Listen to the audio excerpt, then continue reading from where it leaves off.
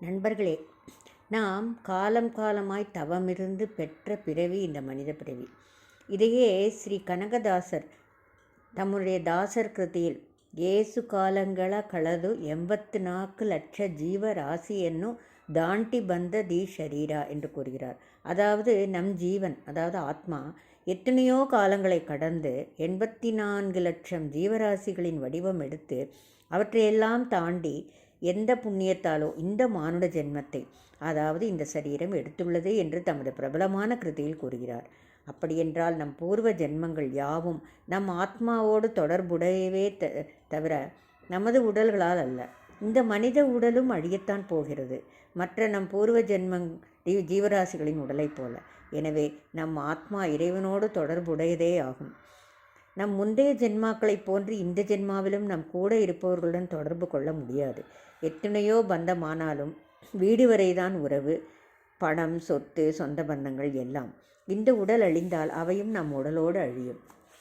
இதையே ஸ்ரீமத் பகவத்கீதையில் பகவான் ஸ்ரீ கிருஷ்ணர் கர்மயோகத்தில் இவ்வாறு கூறுகிறார். பரம புருஷ பகவானான ஸ்ரீ விஷ்ணுவின் சார்பில் இவ்வுலக மக்களின் வாழ்க்கை தேவைகளை வழங்கும் அதிகாரிகளே தேவர்கள். எனவே நியமிக்கப்பட்ட யாகங்களின் மூலம் அவர்கள் திருப்திப்படுத்தப்பட வேண்டும். வெவ்வேறு வகையான தேவர்களுக்கு வெவ்வேறு வகையான யாகங்கள் வேதங்களில் பரிந்துரைக்கப்பட்டுள்ளன. ஆனால் இறுதியில் எல்லா யாகங்களும் முழு முதற் கடவுளான ஸ்ரீ விஷ்ணுவிற்கு அர்ப்பணிக்கப்படுகின்றன. சாதாரண மக்களுக்கு குறைந்தபட்சம் பஞ்ச மகா யஜ்ஞம் எனப்படும் 5 முக்கிய யாகங்கள் இன்றியமையாததாகும். மனித சமுதாயம் வாழ்வதற்கு தேவையானவை அனைத்தும் இறைவனின் பிரதிநிதிகளான தேவர்களாலேயே அளிக்கப்படுகின்றன என்பதை அறிவது அவசியம். யாரும் எதையும் உண்டாக்க முடியாது. உதாரணத்திற்கு மனித சமுதாயத்தின் உணவுப் பொருட்களை எடுத்துக்கொள்ளுங்கள். சத்துவகுணத்தில் உள்ளவர்களுக்கான தானியங்கள், பழங்கள், காய்கறிகள், பால், சர்க்கரை முதலியவை மட்டுமின்றி அசைவ உணவு உண்பவர்களுக்கான புலால் உட்பட எதுவும் மனிதரால் படைக்கப்படுவது அல்ல. மேலும் வெப்பம், ஒளி, நீர், காற்று போன்ற வாழ்க்கை தேவைகளும் மனித சமுதாயத்தால் படைக்கப்பட முடியாதவை. பரமபுருஷரான இறைவன் இல்லையெனில் வேண்டிய சூரிய ஒளி, மதியொளி, மழை, தென்றல் என எதுவுமே இருக்க முடியாது. இவையின்றி மனிதன் வாழ இயலாது. நமது வாழ்வு இறைவனால் அளிக்கப்படும் பொருட்களை நம்பி இருப்பது மிகவும் தெளிவாகிறது. ஜடவாழ்வின் போராட்டங்களில் இருந்து முக்தி பெறுவது என்னும் இறுதி குறிக்கோளுக்கு வழிவகுக்கும் தன்னுணர்வை அடைவதற்காக இறைவனின் பிரதிநிதிகளால் விநியோகிக்கப்படும் பல்வேறு பொருட்களை சரிவர பயன்படுத்தி நாம் நமது உடலை ஆரோக்கியமாக வைத்துக்கொள்ள வேண்டும். வாழ்வின் குறிக்கோள் யாகங்களை செய்வதால் அடையப்படுகிறது. நண்பர்களே, நாம் நமது பக்தி சிந்தனா சேனலில் குரு குணஸ்தவனம் என்கிற தலைப்பில் பல வீடியோக்களை வெளியிட்டு வருகிறோம் அல்லவா. நாம் நம்ம முந்தைய வீடியோவில் 15 ஸ்துதிகளில் குருகுணஸ்தவனக்காரர், அதாவது ஸ்ரீ வாதீந்திர தீர்த்தர், ஸ்ரீ ராகவேந்திரரின் பூர்வாசிரம கொள்ளுப்பேரர், ஸ்ரீ ராகவேந்திரருக்கு பின் பீடாதிபத்தியத்திற்கு வந்த 5வது பீடாதிபதி, தன் இஷ்ட தேவத்தை ஸ்ரீ லட்சுமி துர்கா மற்றும் ஸ்ரீ முக்கிய பிராணர் ஆகிய தேவதைகளின் புகழை கூறி ஸ்ரீ ராகவேந்திரருக்கு முன்பு பீடாதிபத்தியத்தில் இருந்த தமது குருவம்சத்தினரின் புலமைகளையும் விளக்கி ஸ்ரீ ராகவேந்திரரின் பின்பு பீடாதிபத்தியத்திற்கு வந்த ஆசிரம குரு ஸ்ரீ உபேந்திர தீர்த்தர் ஸ்துதி, ஆசிரம குரு வித்யா குரு ஸ்துதி ஆகியவற்றை விளக்கி ஸ்ரீ ராகவேந்திரரின் தனிப்பட்ட மகிமைகளையும் தன்னுடைய 15வது ஸ்துதி வரையில் குருகுணஸ்தவனத்தில் கூறியிருந்ததை கண்டோம் அல்லவா. நண்பர்களே, இன்றைய வீடியோ எண் 185 மூலம் 16வது ஸ்துதி மூலம் முதல் 20வது ஸ்துதி வரையில் ஸ்ரீ ராகவேந்திரரின் கிரந்தங்களின் புகழை எவ்வாறு குருகுணஸ்தவனக்காரர் தன்னுடைய நூலில் வர்ணிக்கிறார் என்பதை காண்போம் வாரீர்.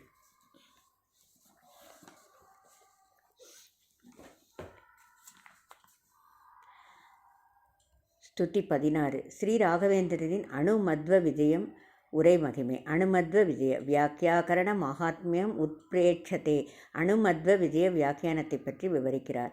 தீர ஸ்ரீ ராகவேந்திரம் கிருத நிஜ விஜய ஸ்ரக்தார்த்த பிரகாசம் திருஷ்ட்வா சந்துஷ்ட சேதா தசமதிர சிராத் அப்யசிஞ்சத் பதே ஸ்வே நூனம் வாணி ததீயானன நளினகதா தத்கிருதஸ்வப்ரியைக பிரத்யாசங்க பிரஹ்ருஷ்டா ஸ்வயமபி ததனு ஸ்வேபதே சாட்சியஞ்சத். அணுமத்வ விஜயம் என்னும் நூலுக்கு ஸ்ரீ ராகவேந்திரர் உரை எழுதியதை கண்டு சந்தோஷித்த ஸ்ரீ மத்வாச்சாரியரும் வாக்தேவியான சரஸ்வதியும் தத்தமது சாம்ராஜ்யத்தில் ஸ்ரீ ராகவேந்திரருக்கு எவ்வாறு சிறப்பு செய்தார்கள் என்பதை இந்த ஸ்லோகத்தில் ஸ்ரீ வாதீந்திரர் அழகுற விளக்குகிறார். முக்காலத்தையும் உணரக்கூடிய வல்லமை பொருந்திய ஸ்ரீ மத்வாச்சாரியார் அனுமத்வ விஜயத்திற்கு ஸ்ரீ ராகவேந்திரரால் எழுதப்பட்ட அழகான விளக்க உரையைக் கண்டு ஆனந்தித்து தனது வித்யா சாம்ராஜ்யத்தில் ஸ்ரீ ராகவேந்திரருக்கு சிறப்பான இடமளித்து சிறப்பித்தார். அதே போன்று ஸ்ரீ ராகவேந்திரரின் முகமாகிய தாமரையினுள் வீட்டிற்கும் வாக்தேவியான பாரதி தேவி அவரின் உரை வளத்தைக் கண்டு அதில் தன்னையும் தன் பர்த்தாவையும் சம்பந்தப்படுத்தி அழகுற எழுதப்பட்டிருப்பதை கண்ணுற்று தன் பர்த்தா ஸ்ரீகளை சிறப்பித்ததைப் போலவே தானும் தனது ஸ்தானமான சாரஸ்வத பதத்தில் நிலைத்திருக்கச் செய்து அதை சிறப்பான இடத்தையும் அளித்து மகிழ்ந்தார். இவ்வாறு ஸ்ரீ வாதீந்திரர் உரைப்பதில் எவ்வளவு அர்த்தபுஷ்டி இருக்கிறது பாருங்கள். வாக்தேவி பரிபூர்ணமாக ஸ்ரீ ராகவேந்திரருக்கு சிறப்பான தனது சாரஸ்வத பதத்தில் இடமளித்ததால் தானே ஸ்ரீகளும் இவ்வளவு நூல்களை எழுதியிருக்கிறார்கள். அதனால் தானே அவரது நூல்களும் நாம் இதற்கு முந்தைய ஸ்லோகத்தில் கண்ட வண்ணம் அமைந்துள்ளன. ஆகா, சிறப்பு குறிப்புகள்! இந்த ஸ்லோகத்திலிருந்து ஸ்ரீ ராகவேந்திர சுவாமிகள் இயற்றிய பல நூல்கள் கிரந்தங்கள் கொண்டாடப்படுகின்றன. இந்த ஸ்லோகத்தில் அனுமத்வ விஜய வியாக்கியானம் கொண்டாடப்படுகிறது. ஜகத்குரு ஸ்ரீ மத்வாச்சாரிய பகவத் பாதல் 1238 to 1317 வாழ்ந்த காலத்திலேயே வாழ்ந்த ஸ்ரீமன் நாராயண பண்டிதாச்சாரியார் என்பவர் ஸ்ரீமத்வரின் வாழ்க்கை வரலாற்றை காப்பிய நடையில் 16 சர்க்கங்களில் chapters 16 chapters 1008 slokas or verses ஸ்லோகங்களில் எழுதியுள்ளார். அது மந்திர துல்லிய மகா கிரந்தமாகும். ஒவ்வொரு மாத்வரும் முதலில் படிக்க வேண்டிய கிரந்தம் சுமத்வ விஜயம் என்கிற மத்வரின் வரலாற்று நூலை. ஸ்ரீ சுமத்வ விஜயம் பத உரையுடனும் சமஸ்கிருதத்திலும் எல்லா இடங்களிலும் கிடைக்கின்றன. அதற்கு பிரமேய நவமாலிகா அல்லது அனுமத்வ விஜயம் என்று பெயர். 16 சர்க்கங்களுக்கும் 32 ஸ்லோகங்களாகவும் பலஸ்துதியாக ஒரு ஸ்லோகமும் செய்துள்ளார். இதை படித்தால் சுமத்வ விஜய பாராயண பலன் கிடைக்கும். இது முழுவதும் ஸ்ரக்தாரா என்ற யாப்பில் அமைந்துள்ளது. இதன் தாக்கம் இன்ஃப்ளூயன்ஸ் ஸ்ரீ ராகவேந்திர மேல் சிறுவயது முதற்கொண்டு உண்டு. அவர் சன்னியாசியாக ஆவதற்கு முன்பே பூர்வாசிரமத்திலேயே வெங்கடநாத பட்டராக இருக்கும் பொழுதே இந்த அனுமத்வ விஜயத்திற்கு ஒரு வியாக்கியான நூலை எழுதியுள்ளார். அந்த நூலில் சம்பூர்ண சுமத்வ விஜயம் எப்படி விளக்கப்பட்டுள்ளது என்பதையும் நன்றாக சுட்டிக்காட்டியுள்ளார். இந்த வியாக்கியானம் அவர் கிரகஸ்தாசிரமத்திலேயே இயற்றப்பட்டதாகும். அவர் ஆசிரம ஸ்வீகாரத்துக்கு முன்னால் எழுதிய ஒரே நூல் இதுதான். கும்பகோணத்தில் அவர் மாணாக்கனாக இருக்கும் பொழுது சுதா பரிமளத்தை எழுத ஆரம்பித்து இருந்தாலும் அந்த பரிமளம் பல வருடங்களுக்கு அப்பால் அவர் பீடாதிபதியான பிறகே முற்று பெற்றது. இந்த அனுமத்வ விஜயத்தின் தாக்கத்தினால்தான் ஸ்ரீ ராயர் ஸ்ரீ ராமசாரித்திர மஞ்சரி, ஸ்ரீ கிருஷ்ணசாரித்திர மஞ்சரி, ஸ்ரீமன் மகாபாரத தாத்பரிய நிர்ணய பாவ சங்கிரகம் என்று 3 நூல்களை இதே ஸ்ரக்தாரா விருத்தத்தில் இயற்றினார். இந்த அனுமத்வ விஜய வியாக்கியானத்தின் ஸ்டைலிலேயே அவர் பூர்வாசிரம மகன் ஸ்ரீ லட்சுமி நாராயணாச்சாரியார் ஸ்ரீ ராமசாரித்திர மஞ்சரி, ஸ்ரீ கிருஷ்ணசாரித்திர மஞ்சரி, ஸ்ரீமன் மகாபாரத தாத்பரிய நிர்ணய பாவ சங்கிரக கிரந்தங்களுக்கு வியாக்கியானங்கள் எழுதினார். இந்த அனுமத்வ விஜய நூல் முதலில் எழுதப்பட்டதால் தான் ஸ்ரீ வாதீந்தர் தீர்த்தர் அதை முதலில் வர்ணிக்கிறார். 16 சர்க்கங்கள் கொண்ட சுமத்வ விஜயம், 16 × 2 32 ஸ்லோகங்கள் கொண்ட அனுமத்வ விஜயம் 16வது ஸ்லோகமாக இங்கே வருவது சால சிறப்புடையது. என்னே ஸ்ரீ வாதீந்திரரின் குரு பக்தி, கவிதா சாமர்த்தியம், ஸ்ரீ ராயரின் மத்வ பக்தியை நாம் உணரலாம் இந்த துதி மூலம். முதலில் ஆதிகுரு மத்வரை பற்றி எழுதி தன் மத்வ பக்தியை ராயர் தெரிவித்துள்ளார். குரு பிரசாதோ பலவான் ந தஸ்மாத் பலவத்தரக என்று கூறுவார்கள். குருவின் அருள் இருந்தால் எல்லாம் கைகூடும் என்பார்கள். குருவின குலாமனா கோதனக தொரைய தன்ன முகுதி என்றார் தாசர்வாள். இப்பொழுது நூலாசிரியர் கூறுகிறார், இவர் எழுதிய இந்த குரு ஸ்துதியால் ஆதிகுருவானவர் மிகவும் சந்தோஷப்பட்டார். அதன் பலனாக தன் பீடத்தில் அமரும் பாக்கியத்தை அருளை இவருக்கு கொடுத்தார். அது மட்டுமின்றி குருபத்னி பாரதி சரஸ்வதி இவரை பெரிய எழுத்தாளராக்கி இலக்கிய உலகில் சாம்ராஜ்யாதிபதி ஆக்கினார் என்கிறார் நூலாசிரியர். குருபக்தியே ஹரிபக்திக்கு வழி என்கிறார் ஆசிரியர். தீர ஸ்ரீ ராகவேந்திரம் கிருத்த நிஜ விஜய ஸ்ரக்தரா அர்த்த பிரகாசம் திருஷ்டுவா சந்துஷ்ட சேதா தசமதிக்கு அசிராத் அப்பியசிஞ்சத் பதேஸ்வே. ஸ்ரீ மத்வராயர் தசமதி இவரால் செய்யப்பட்ட ஸ்ரக்தாரா விருத்தத்தினால் ஏற்றப்பட்ட பிரமேய நவபாலிகா என்கிற அனுமத்வ விஜய வியாக்கியான நூலினால் மிகவும் சந்தோஷப்பட்டு இவரை தன்னுடைய பீடத்தில் அமர்த்தி வைத்து பட்டாபிஷேகம் செய்து வைத்தார். இவர் செய்த அனுமத்வ விஜய வியாக்கியானத்தால் இவருக்கு பீடாதிபதி பாக்கியம் கிடைத்தது. இதுவே குரு கருணை என்பது. நூனம் வாணி ததீய ஆனை நளின கதா தத்கிருத ஸ்வப்ரியா ஏக பிரத்யாசங்க பிரகிருஷ்டா ஸ்வயம் அபிதத் அனுஸ்வேபத்தே ச அப்பியசிஞ்சத். ஸ்ரீ ராகவேந்திர சுவாமிகளின் முகம் என்கிற கமலத்தில் வாசம் செய்கிற சொல்லுக்கு அதிபதியான வாணி தேவி பாரதி தேவி தன் பத்தியான வாயுதேவரின் மகிமைகளை கூறும் அனுமத்வ விஜயத்துக்கு இவர் செய்த வியாக்கியானத்தை கண்டு மகிழ்வு உற்று இவருக்கு சாரஸ்வத சாம்ராஜ்யத்தில், அதாவது இலக்கிய உலகில் வேதாந்த உலகில் இவரை உடனேயே உட்கார வைத்து அபிஷேகம் செய்தார். அதாவது இவரை இணையில்லா எழுத்தாளராக ஆக்கினார் என்று பொருள். பதியும் பத்னியும் சேர்ந்து இவரை பெரும் மேதையாக்கினார்கள் என்பது உண்மை. ஸ்ரீ ராகவேந்திரரை போன்ற டிப்பணி ஆச்சார் உரைநூலாசிரியர் வேறு யாரும் இல்லை என்று பெரியோர்கள் கூறுவார்கள். 17வது ஸ்துதி. ஸ்ரீ ராகவேந்திரரின் வாதாவளி உரை மகிமை. வாதாவளி வியாக்கியா கிரந்தகரண மகிமானம் வர்ணயதி. வாதாவளி வியாக்கியான கிரந்த மகிமையை வர்ணிக்கிறார். கிரந்தோ வாதாவளித்ராக பஜத விதிதோ துர்மதாரண்யதாத் ஆபூர்வார்த்த பிரதீபக்ரம பரிபட்டித ஸ்வாபிதா கோசரத்வம் தஸ்ய ஸ்ரீராகவேந்திர விரதிவர பவதோ வாயுவம்ச பிரசூதே ரேதர்ஹ்யூதீபனம் யத்தது சிதமிதிமே மானசி விருத்திரிந்தே. ஸ்ரீ ஜெயதீர்த்தரால் இயற்றப்பட்ட நூல் வாதாவளி என்பது. இது மற்ற துஷ்டத்தனமான மதங்களை கண்டு வெகுண்டெழுந்து அவைகளை அழிக்கின்ற திறன் படைத்த நூல். இந்த நூலுக்கு ஸ்ரீ ராகவேந்திரரால் எழுதப்பட்ட உரை எந்த விதத்தில் பொருத்தமாய் இருக்கின்றது என்பதை இந்த ஸ்லோகத்தில் ஸ்ரீ வாதீந்திரர் வர்ணிக்கிறார். வாதாவளி என்ற நூல் மிகவும் புகழ்பெற்றது. அவித்தியை அடிப்படையாக கொண்ட துஷ்ட மதங்கள் எனும் காடுகளை அழிக்கக்கூடிய வலிமை பெற்ற இந்நூலின் பெயருக்கு ஒரு தனிச்சிறப்பே உண்டு. அதாவது வாதாவளி என்பதில் உள்ள முதல் 2 எழுத்துக்களை மட்டும் இடம் மாற்றி உச்சரித்தால் தாவாவளி என்கிறது. தாவாவளி என்பதற்கு காட்டுத்தீ என்று பொருள். இதனால் தான் சொல்கிறேன், ஸ்ரீ வாயுவின் அவதாரமான ஸ்ரீ மத்வாச்சாரியரின் சிரேஷ்டமான பரம்பரையில் உள்ள தாங்கள் இந்த வாதாவளி நூலிற்கு உரை பாவதீபிகா என்று எழுதிய பாங்கு இருக்கிறதே, இது மிகவும் பொருத்தமாக இருக்கிறது. ஸ்ரீ ராகவேந்திர யதிசிரேஷ்டரே, தங்களின் இந்த நூலுக்கான உரை என் மனத்தில் அந்த காட்டுத்தீயைப் போல் ஜொலித்துக் கொண்டிருக்கிறது. சிறப்பு குறிப்புகள். இந்த ஸ்லோகத்தில் வாதாவளி டிப்பணியை பற்றி வர்ணிக்கிறார். வாத கூட்டல் அவலி, வாதாவளி, வாதங்களின் வரிசை, சீக்வன்சஸ் ஆஃப் ஆர்குமெண்ட்ஸ். இந்த வாதாவளி கிரந்தத்தை ஸ்ரீ ஜெயதீர்த்த சுவாமிகள் டீகாச்சாரியார் சுதந்திரமாக செய்தார் என்பதை முன்பே பார்த்தோம். இந்த நூலில் மாயாவாத மதத்தின் பல முக்கிய கொள்கைகள் அக்குவேராக ஆணிவேராக அலசப்பட்ட அந்த கொள்கைகளில் உள்ள குறைபாடுகள் சுட்டிக்காட்டப்பட்டுள்ளன. வாதாவளியை ஆதாரமாக கொண்டுதான் விஷ்ணுதாசாச்சாரியார் என்பவர் வாதரத்னாவளி என்கிற நூலையும் வியாசராயர் நியாயாமிர்தம் என்கிற நூலையும் எழுதினார் என்று சான்றோர்கள் கூறுவார்கள். பொது வழக்கில் நெருப்புக்கு காற்று நண்பன் என்று கூறுவது உண்டு. தீப்பற்றி கொண்டு எரியும் பொழுது காற்று வீசினால் இன்னும் தீயானது கொழுந்துவிட்டு எரியும். இந்த வாதாவளி வியாக்கியா அத்வைத காட்டுக்கு தாவாவளியாக அமைந்தது. அதற்கு மத்வரின் வாக்கியங்கள் மத்வர் வாயு காற்று துணையாக அமைந்தன என்பதை சாத்துரியமாக ஆசிரியர் இந்த நூலில் தெரிவிக்கிறார். இந்த ஸ்லோகம் மூலம் கிரந்தக வாதாவளி திராக் அபஜத விதித்தக துர்மத ஆரண்ய தாகாத் ஆபூர்வார்த்த பிரதீப கரம படித்தஸ்வ அபித அகோசரத்வம். பிரசித்தமான வாதாவளி என்கிற கிரந்தம் உடனடியாக துர்மதங்கள் என்கிற காட்டை சுடுவதில் பூர்வார்த்தத்தில் உள்ள பதம் மாறிய பொழுது தன்னுடைய பெயரை சார்த்தகம் கொண்டது. தாவா பிகேம் வாதா அல்லது வாதா பிகேம் தாவா. It burnt the forest of monism for and other rival thoughts. தஸ்ய ஸ்ரீ ராகவேந்திர விரதிவர பவதக வாயுவம்ச பிரசூதே ஏதத்கி உத்தீபனம் பத்தத் உசிதம் இட்டிமே மானசி விருத்திகி இன்டே. ஸ்ரீ ராகவேந்திர சுவாமியை, நீங்கள் காற்று வம்சத்தை சேர்ந்தவர், அதாவது வாயு சம்பந்தி, அதாவது மாத்வாள். ஆகையால் அந்த காட்டுத்தீ கொழுந்துவிட்டு எரிவதற்கு வாயுதேவரும் உனக்கு சகாயம் செய்தார். மத்வமத பிரமேயங்கள் என்பதுதான் காற்று. என்னுடைய மனதின் அறிவு இவ்வாறு ஜுவலிக்கிறது என்று நூலாசிரியர் முடிக்கிறார். ராகவேந்திரர் வாதாவளிக்கு எழுதிய டிப்பணிக்கு பெயர் பாவதீபிகா. தீபிகா என்றால் தீபம், நெருப்பு என்று பெயர். பாவதீபிகா என்றால் கருத்து தீ என்று பெயர்.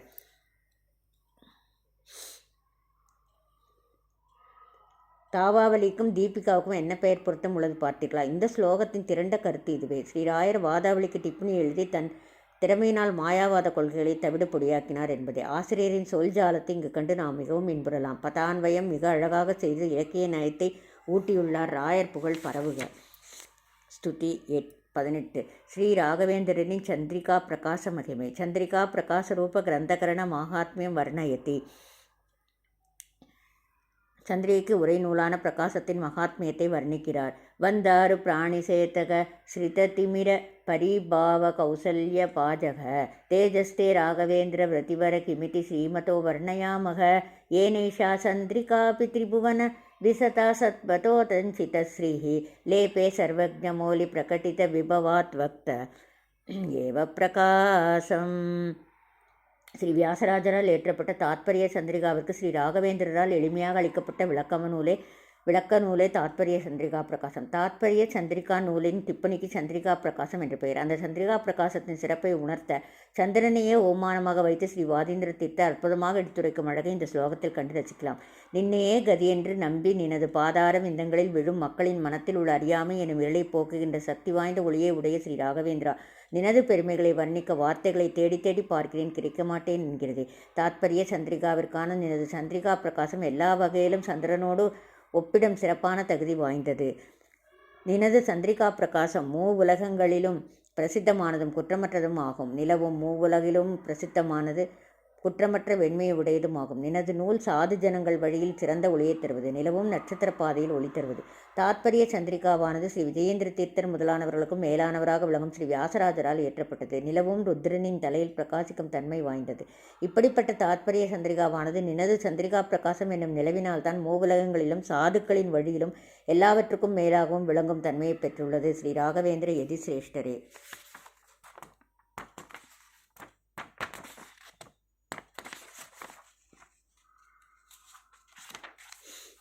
சிறப்பு குறிப்புகள். இந்த ஸ்லோகத்தில் பிரகாச கிரந்தத்தை பற்றி சொல்லப்பட்டுள்ளது. தாத்பரிய சந்திரிகா என்கிற நூலை வியாசராஜர் இயற்றினார் என்பதை முன்பே கண்டோம். சந்திரிகா நிலவு தத்துவ பிரகாசிகாவுக்கு டிப்பணி. அந்த டிப்பணிக்கு ராயர் பிரகாச வெளிச்சம் என்கிற விவரத்திய உரைநூலை எழுதினார்.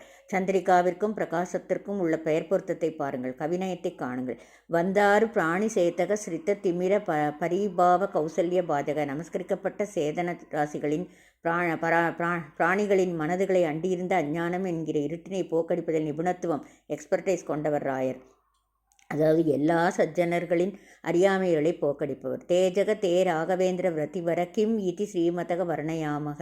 உன்னுடைய தேஜஸானது ராகவேந்திர யத்தியை என்னவென்று கூறுவது அல்லது வர்ணிப்பது. ஏன ஏஷா சந்திரிகா அபி திரிபுவன விசதா சத்பதோ தஞ்சித ஸ்ரீ ஹி. எந்த காரணத்தினால் 3 உலகங்களிலும் பிரசித்தியாக விளங்கும் ஞானிகள் மார்க்கத்தில் வழியில் பூதிக்கப்பட்ட பிரகாசம் உடையவர் நீர். லேபே சர்வஜ்ஞ மௌலி பிரகடித விபவாத் வத்தரவ பிரகாசம். சர்வஜ்ஞாச்சாரியால் மற்றும் பல பெரியவர்கள் எல்லாம் அறிந்த விஜயேந்திர தீர்த்தர் போன்றவர்கள் இவர்களால் வைபவம் அடைந்தது சந்திரிகா நூல். இங்கு சத்பத என்றால் சன்மார்க்கம் என்று பொருள். மற்றும் இங்கு சொற்சிலேடை சொற்சிலம்பம் விளையாடப்பட்டுள்ளன.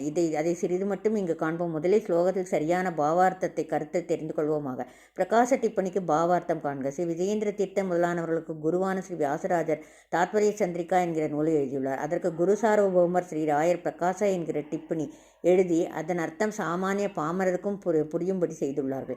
இதையே கவிகள் சமத்காரமாக இப்படி வர்ணிக்கிறார்கள். சந்திரிகா என்றால் நிலவு, பிரகாச என்றால் வெளிச்சம் அல்லது ஒளி. அதாவது வெளிச்சத்தை ஒளியை தரக்கூடிய நிலவே இன்னொருவரிடமிருந்து வெளிச்சத்தை ஒளியை பெற்றால் அது இன்னொரு வெளிச்சத்தை ஒளியை கொடுத்தவரின் பெருமை மகிமை எப்படி இருக்கும்? ஆகையால் சந்திரிகாவுக்கே பிரகாசத்தை கொடுத்த ராயரின் மகிமை அற்புதமானது. அண்டிய ஜனங்களின் அஞ்ஞான இருளை பரிகாரம் செய்யும் குருராஜரின் தேஜஸின் மகிமையை பெருமை எப்படி வர்ணிப்பது என்று கவிகள் முடிக்கிறார்கள். இலக்கிய ரசம் அதிசய உத்தி என்பார்கள். சத்பத என்கிற வார்த்தை ஞானிகளின் மார்க்கம் என்றும் மற்றும் நட்சத்திர மார்க்கம் என்றும் இரு பொருள்படும். உதன்சித என்ற பதம் பூஜிக்கப்பட்ட மற்றும் உண்டான என்ற பொருள்கள் தரும். ஸ்ரீ என்றால் பிரபாவம் என்றும் சோபை என்றும் அர்த்தம் கொடுக்கிறது. சர்வஜ்ஞ என்றால் எல்லாம் அறிந்த விஜயேந்திரர் முதலானோர் என்று பொருள். மௌலி சிரேஷ்டனான ஸ்ரீ வியாசராஜர். சர்வஜ்ஞ ருத்ரதேவர் மௌலி தலையில் உள்ள. சந்திரிகா கிரந்தம் மற்றும் சந்திரனின் ஒளி நிலவு.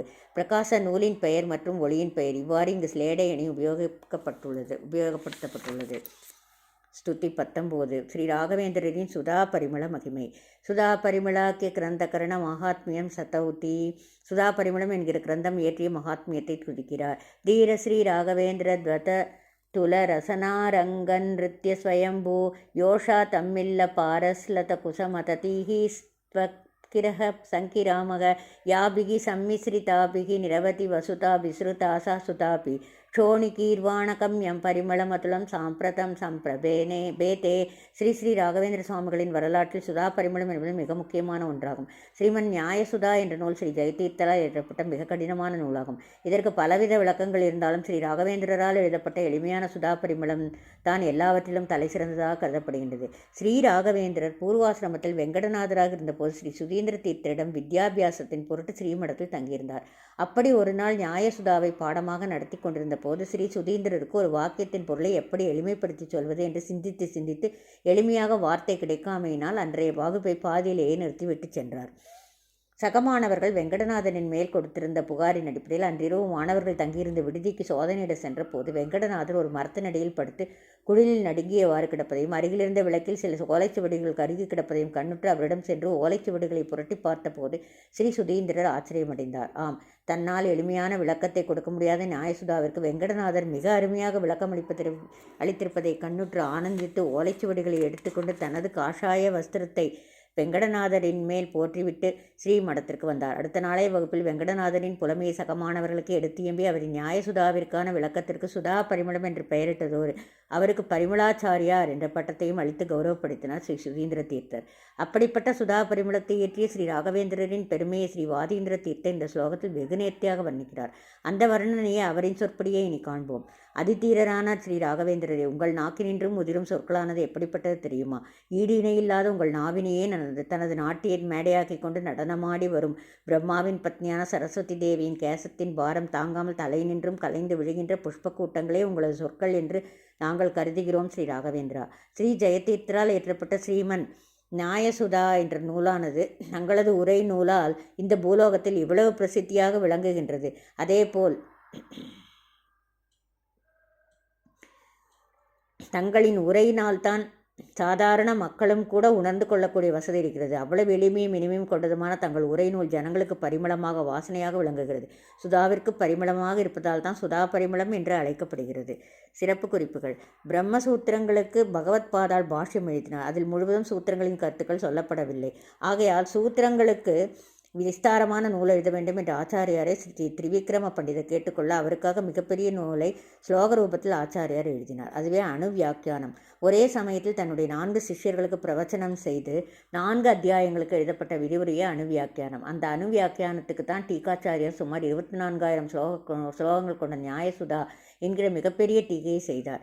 அதனால் அவருக்கு சுதாச்சாரியார் என்ற பெயரும் வந்தது. சுதாவா படனியா வசுதா வா பாலனியா என்கிற பழமொழியும் பிறந்தது. சுதாவுக்கு எழுதிய டிப்பணியே பரிமளம் அல்லது சுதா பரிமளம் என்கிற நூல்.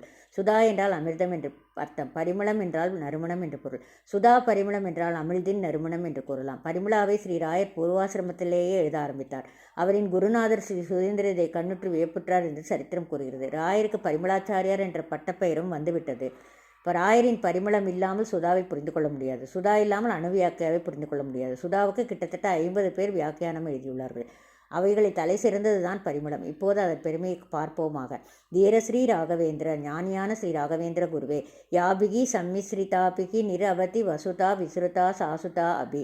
நன்றாக கூட்டி சேர்க்கப்பட்ட எந்த வார்த்தைகளினால் பூமியில் புகழடைந்த ஸ்ரீ ஜெயதீர்த்த முனியால் ஏற்றப்பட்ட நியாயசுதா நூல் கூட க்ஷோணி கீர்வாண கம்யம் பரிமளம் அதுலம் சாம்பிரதம் சம்பிரபேதே. பூமியின் தேவர்களான அந்தணர்களால் அடையப்பட்ட எல்லையற்ற ஓமையற்ற பரிமளம் என்கிற நூல் மற்றும் நறுமணம் எப்படி பரவியதோ அப்படிப்பட்ட யோஷா தம்மில்ல பாரஸ்லத குசுமதீஹி துவத்கிரக சங்கிராமக.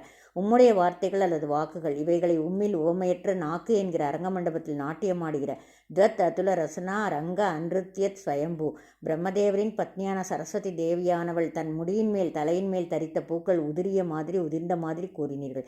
இதை கொஞ்சம் விளக்கலாம். ஒரு நாட்டிய மாது தலையை அலங்கரித்து அதில் பூச்சரம் ஒன்றை சூட்டிக்கொண்டு நன்றாக நாட்டிய மேடையில் விறுவிறுப்பாக முத்திரைகளுடன் நடனம் ஆடும் பொழுது தலையிலிருந்து பூச்சரத்தில் உள்ள பூக்கள் உதிரி தெரிக்கும். அவைகளை மறுபடியும் பொறுக்கி தொடுத்தால் எப்படி மறுபடியும் மாலை ஆகுமோ அதுபோல ஸ்ரீ ராகவேந்திர சுவாமிகளின் நாக்கு என்கிற மேடையில் வாக்தேவி சரஸ்வதி பிரம்மபத்னி தாண்டவம் ஆடினாள். அந்த நாட்டியத்தின் விளைவாக நற்சொற்கள் என்ற பூக்கள் விழுந்தன. அதை ராயர் சேகரித்து எடுத்து தொடுத்து மாலையாக்கினார். அதிலிருந்து நறுமணம் வீசியது. அதுவே சுதா பரிமளம். அதாவது கலைவாணியே அவர் நாவிலிருந்து சுதாவிற்கு பரிமளம் என்கிற வியாக்கியானத்தை எழுதினார். அதுவே சுதாவிற்கு நறுமணம் கூட்டியது என்கிறார் ஆசிரியர். நியாயசுதா உபன்யாசத்தின் பொழுது உதிர்ந்த வார்த்தை முத்துக்களே பரிமள நூலானது என்று பல ஆன்றோர்கள் கூறுவார்கள். அமிழ்தின் நறுமணம் அனைவருக்கும் கிடைக்கச் செய்தார் குருராயர். ஸ்துதி 20. ஸ்ரீ ராகவேந்திரரின் தத்துவ பிரகாசிகா பாவதீபத்தின் பெருமை. தத்துவ பிரகாசிகா வியாக்கியான ரசனம் உத்பிரேட்சத்தை. தத்துவ பிரகாசிகா வியாக்கியானத்தின் பெருமையை அலசுகிறார். பிராயக பிராகன்ய தீயா தனுர்தர விவ்ரத்தி கிரந்தவாசோ விஹீனா க்ரீணாநாதர்சி தீரை ரபிகில யுவதிகி பாஷ்ய டீகா பிதானாக அத்ய ஸ்ரீராகவேந்திர விரதிகிருத விவருத்தி பிரௌட்ட கௌசேயரத்தம் ஸ்வேகாயுக்தம் வசானா விஹரதி சுதியாமக்ரதக ஸ்வைரி வினீவக. ஒரு இளமங்கையை இந்த ஸ்லோகத்தில் உதாரணத்திற்கு எடுத்துக்கொண்டு அவள் எதனால் முதலில் மிகவும் வெட்கப்பட்டு வெளியில் வருவதற்கே தயங்கினாள் என்னும் பின்னர் எதனால் அவள் மிடுக்கோடு நடைபோட்டாள் என்பதையும் ஸ்ரீ வாதீந்திரன் இந்த ஸ்லோகத்தில் தத்துவ பிரகாசிக்கை நூலோடு அந்த இளம்பெண்ணை ஒப்பிட்டு நோக்கி அவள் சொகுசாக நடப்பதற்கு ஸ்ரீ ராகவேந்திரரே காரணம் என்று கலையுணர்வோடு வலியுறுத்துகிறார். அதை இனி காண்போம். சூத்திர பாஷிக தத்துவ பிரகாசிகை என்ற இளம்பெண்ணானவள் பொருத்தமான விளக்க உரை என்ற ஆடையானது சரியில்லாத காரணத்தால் அவள் மிகவும் வெட்கி தலை குனிந்தாள். எந்த பண்டிதராலும் தனக்கு தகுந்ததான விளக்க உரை என்னும் ஆடையை தர முடியவில்லையே என்று துயருற்றாள். அதன் பின்னர் ஸ்ரீ ராகவேந்திர யதிசிரேஷ்டலால் தத்துவ பிரகாஷ்கே என்ற நங்கைக்கு ஏற்றதான அவளுக்கு பொருத்தமானதான அவள் மனதுக்கு பிடித்தமானதான பாவதீபம் என்ற விளக்க உரை ஆடையானது அளிக்கப்பட்டது. அதை அவள் மிகவும் விரும்பி ஏற்று மிக உயர்ந்த பண்டிதர்களின் முன்னால் மிகமிடுக்காக நடக்கிறாள் என்ற கலை உணர்வோடு தத்துவ பிரகாஷ்காவிற்கு ஸ்ரீ ராகவேந்திரர் எழுதிய பாவதீபத்தை நயமாக எடுத்திருக்கிறார் ஸ்ரீ வாதீந்திர தீர்த்தர். சிறப்பு குறிப்புகள்: ஸ்ரீ பிரம்மசூத்திரங்களை தொகுத்தளித்தார் ஸ்ரீ வியாசர். அவைகளின் ஆழ்ந்த கருத்துக்களை அறிய வேண்டுமானால் பாஷ்யத்தின் மூலமாகத்தான் அறிய முடியும். ஸ்ரீமத்வர் சூத்திர பாஷ்யம் எழுதி சூத்திரங்களின் உட்கிடைகளை விவரித்தார். அதற்கு ஸ்ரீ ஜெயதீர்த்த முனிவர் பாவ பிரகாஷ்கா என்கிற மகாநூலை எழுதி டீகா நூலை எழுதி பாஷ்ய பாவத்தை விளக்கினார். இன்னும் அதை நன்றாக எல்லோருக்கும் காண்பிப்பதற்காக வெளிச்சம் போட்டு காட்டினார் குருராயர். தத்துவ பிரகாசிக்காவே பிரகாசமானது, ஒளிமயமானது. அந்த ஒளியை இன்னும் நன்றாக காட்ட ஒரு தீபத்தை ஏற்றி காட்டினார் ஸ்ரீராயர். அதுவே பாவதீபம். தத்துவ பிரகாசிக்கா பாவதீபம் சூத்திரங்களின் பாவார்த்தத்தை தெள்ள தெளிவாக விளக்குகிறது. டிப்பணி, டீகா, பாஷ்யம் இவைகள் மூலமாக சூத்திரங்களை படித்தால்தான் சூத்திர அர்த்தம் புலப்படும். இல்லையெனில் அது பொருளற்ற வார்த்தைகளாக தெரியும். இங்கு கவித்தன்மையுடன் ஆசிரியர் நூலின் பெருமையை விளக்கிறார். பிராயக பிரா கன்ய தீயாதனு தர விபருத்தி கிரந்த வாசோ விஹீன ஹ்ரீணநாதா தர்சி தீரைரவி கிளயுவதி பாஷ்ய டீகா விதானா தத்துவ பிரகாசிகா என்கிற சூத்திர பாஷ்ய டீக்கே என்கிற இளநங்கையானவள் முதலில் மற்றவர்களால் ஏற்றப்பட்ட நீளமான பாஷ்ய டீகா கிரந்தங்கள் என்கிற வஸ்தங்களின் மேல் நாணமுற்று ஞானிகளின் கண்களுக்கு காணப்படாமல் இருந்தாள். அத்திய ஸ்ரீ ராகவேந்திர பிரதிகிருத்த விவிருத்தி பிரௌட்ட கௌசேய ரத்னம் ஸ்வேகாயுக்தம் வசானா விஹரதி சுட்டியாம் அக்கரத ஸ்வைரீணி இவ. ஆனால் இன்றோ தன்னுடைய ஆசைக்கு அனுகூலமாக ஸ்ரீ ராகவேந்திர சுவாமிகளால் இயற்றப்பட்ட பாவதீபம் என்கிற வியாக்கியானம் என்கிற உயர்ந்த நீண்ட பட்டாடை வஸ்திரத்தை தரித்தவளாகி ஞானிகள் முன்னால் தன் நிச்சயப்படி ஸ்வைரணி இவ திரிகிறவளாக ஆகிவிட்டாள். பாவதீபம் என்கிற டிப்பணி வருவதற்கு முன்னால் தத்துவ பிரகாசிக்கா என்கிற யுவதி ஆடை அலங்காரங்கள் அற்றவள் போல் இருந்தாள்.